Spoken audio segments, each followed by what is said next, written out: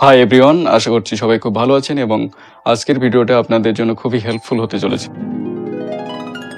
আমরা professional videography বা photo তোলার সময় যে ভুলগুলো করে থাকি, এই ভিডিওটি দেখার পর সেই ভুলগুলো আর হবে না। Tips number 1, portrait mode. আমরা যখন পোর্ট্রেট মোডে ছবি তুলি তখন সবসময় খেয়াল রাখতে হবে যে সাবজেক্টের আই লেভেল থেকে ছবি ক্যাপচার করতে। তাহলে কি হবে, ছবিটা আরও অনেক ন্যাচারাল লাগে এবং অন্য ছবির থেকে আপনার ছবিতে ডিফারেন্ট এনে দেয়। সেকেন্ড হচ্ছে অ্যাডিং ফোরগ্রাউন্ড।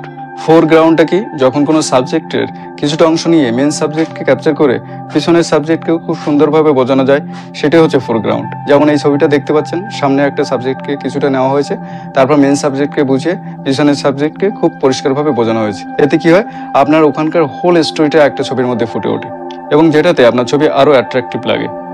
থার্ড টিপস হচ্ছে প্রমোট। প্রমোটটা কি, পিছনে কোনো একটা মোশন সাবজেক্টকে রেখে তার সামনে একটা ফিক্সড সাবজেক্টকে নিয়ে ক্যাপচার করাই হচ্ছে প্রমোট। 3 থেকে 5 সেকেন্ড বা 5 থেকে 7 সেকেন্ডের একটা টাইম ডিউরেশনে ছবিটা ক্যাপচার করা হয়। ফোর্থ টিপস হচ্ছে সাবজেক্ট সেপারেশন। এটাতে কি হয়, এটাতে কন্ট্রাস্ট লেভেলকে কন্ট্রোল করে ছবি ক্যাপচার করা হয়।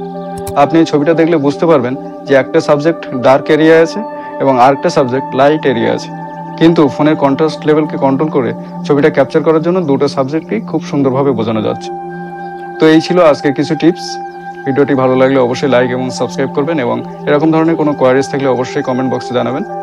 দেখা হচ্ছে পরের ভিডিওতে, ততক্ষণের জন্য সবাই ভালো থাকবেন। ধন্যবাদ।